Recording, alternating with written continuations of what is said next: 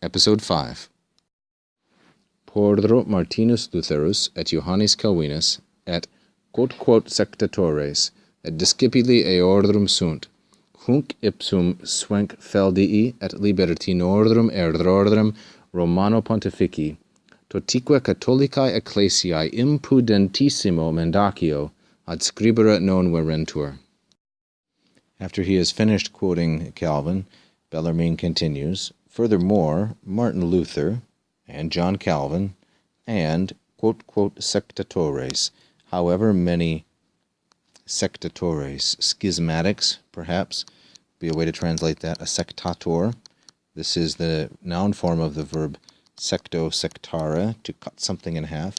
However many schismatics there may be, and their students, discipuli eorum sunt, hunc ipsum, this very, now we have to wait a while for the noun which hunc and ipsum modify, it's errorum, this very error, this very mistake of Sphengfeldius and of the libertines, this one, Romano Pontifici, totique Catholicae Ecclesiae, etc., adscribere non verentur. Let's move ahead to the verb.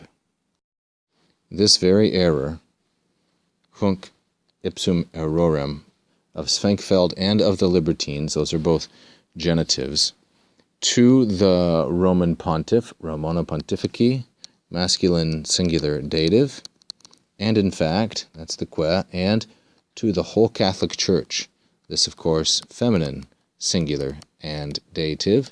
These are indirect objects. They do not hesitate, non verentur, they do not hesitate adscribere, to attribute or to assign.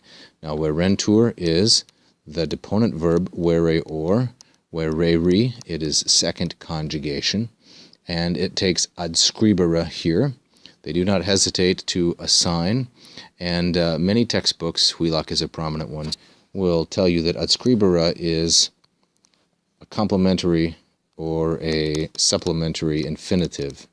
That may be an adequate explanation, but inasmuch as infinitives are verbal nouns, I think it is helpful to think of adscribere as really the object of verentur. They do not hesitate in their ascribing, or with respect to the ascribing, of this very error, again, ipsum hunc, or hunc ipsum errorem, they do not hesitate in their ascribing of this very error, and then we get the dative indirect objects, namely Romano Pontifici, more precisely Pontifici modified by Romano, the Roman pontiff, i.e. the Pope, and the second object, indirect object, Ecclesiae, modified by both toti and Catholicae.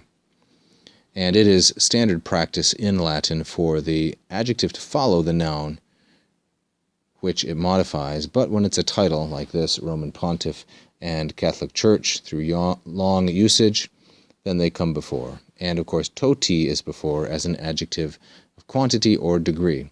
So they do not hesitate in their attribution of this very lie, the one of Sphengfeld and the libertines, to the Pope and to the whole Catholic Church. And they do this impudentissimo mendacio. This is the superlative adjective by the most shameless mendacio, the most shameless lie, neuter, singular, ablative. And here is the bust of Bellarmine by Bernini from 1624.